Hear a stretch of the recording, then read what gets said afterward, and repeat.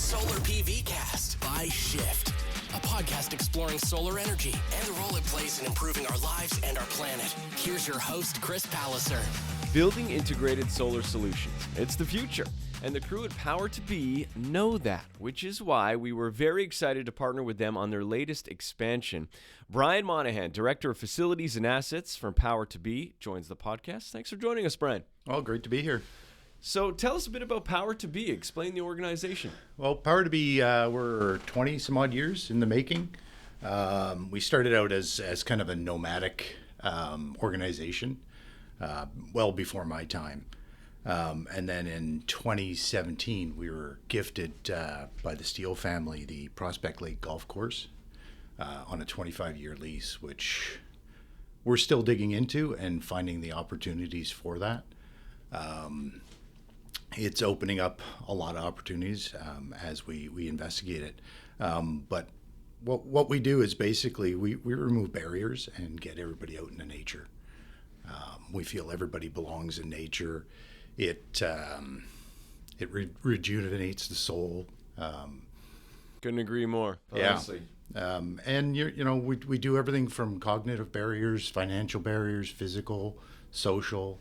Our program team, a group of really fantastic people, caring people that have amazed me every week. I go in and I see different things they're doing.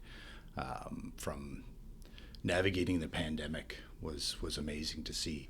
An entire group of outdoors people were nature-based. I've got a background myself in forest recreation, but the way they pivoted through the pandemic was amazing, going online for programming and stuff like that, and just generally doing good. They just want to do good, and whatever the community needs that to be at the moment.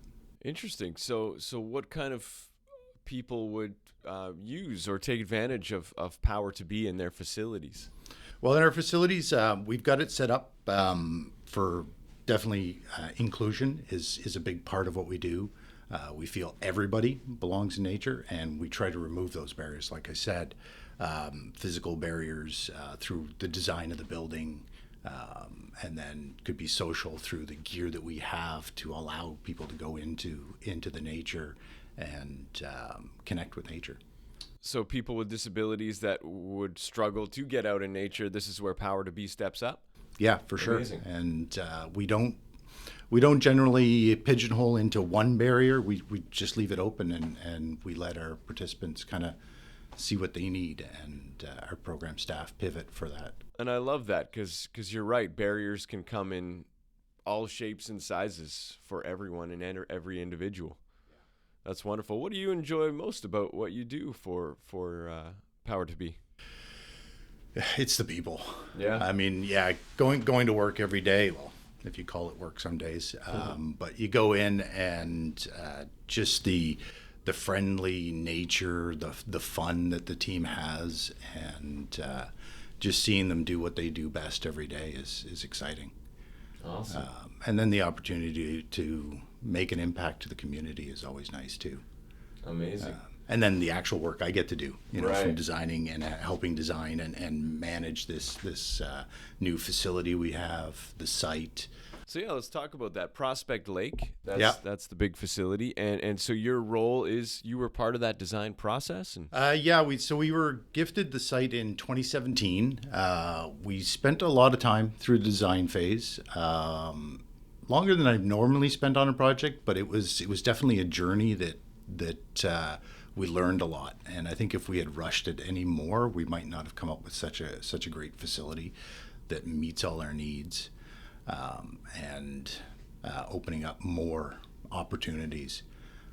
It's an 80-acre site. We have the waterfront, so our program staff can do all our kayaking and canoeing programs. We have our two new buildings that we built, our office hub and our gear hub, which are amazing buildings in themselves. And then we have our own trails and campsites and stuff like that on the property. we're here. We're a solar installation company. Obviously, you went with solar. How important were renewables for you guys when you were designing this plan? I mean, I guess something to do with nature, obviously. Yeah, well, we when we looked at our design and where we were going with this, we decided to come up with our design intentions, inclusion being the first one, and then the environment being another design intention, because we're nature-based. Without nature, we're not really there. So we have to learn new ways and better ways to protect our nature going forward. Solar energy or renewable energy is something we have to look into and try and develop. And the more people that get out there and try these new stuff, the more we learn, and the more cost effective it becomes, and we can protect our nature. Obviously, fiscal responsibility was another one, organizational requirements, and then the health and happiness and the well-being of everybody on the site, in the buildings and stuff like that. So I like you said you're nature-based, because I guess we kind of are nature-based as well. We rely on the sun. And so that seems like a wonderful partnership. And can you talk a bit about what you have in terms of renewable energy, specifically solar or energy storage? yeah, well, it's a pretty amazing building that our architects and engineers come up with. And I'm still learning it every day. We just moved in August. So we're still trying to get our systems up and running and stuff like that. So right now we have 143 solar panels on the roof. It turned out really well because we had the opportunity, because we were designing right from ground up. We're not retrofitting. So we managed to get all our solar panels on specific roofs that were metal roofs. We tilted them to the orientation of the sun, so they're flat on the roof. So you don't even really notice they're there. Right. But those are, I think they're about 4 to 450 watts each. We have net metering, so that goes back into the grid, whatever we don't use. We do have a couple of Tesla Powerwalls, one for each building. But those are more just for running our fire alarm system or intrusion system, and then we're going to put our IT on that just to protect the building itself and keep us running during the day. Right, and keep the critical loads. If there is a power outage, you're good on those things. How was it with the installation process, and have you learned a lot about solar and through this whole process? I have. I'm learning more as we go. It's definitely an avenue and an interest of mine, renewable energy and stuff like that. Through our contractor, we had a great contractor, Campbell Construction, come out and build the building for us, and then through you guys as one of their sub-trades and stuff. We're learning every day. How do you feel? I know a lot of people that go solar are quite proud of going solar. How do you feel the reception has been for those within Power to Be, or I'm not sure, are the facilities open for people to use yet? We're fully operational. Wonderful. So our programs are running all the time, and we're looking for new opportunities, and our program team are always thinking of the next thing and keeping our core programs going and stuff like that. How have you found the reception then amongst the team? Has there been questions? Hey, Brian, what's going on the roof up there? Yeah, we get a lot of questions on that. Yeah. We're looking at possibly expanding as we develop our site. We have a few more projects in the future and stuff like that, and we're actually working with you guys on a potential solar field. Amazing. To expand our capability, because as we right now we're looking at being energy positive, but as we build out more, we're going to need more solar arrays and solar panels and stuff like that. For sure. So we're looking at leveraging more. That's amazing that, there's a plan for more, and we're happy to hear that it's working out for you. Who controls the app?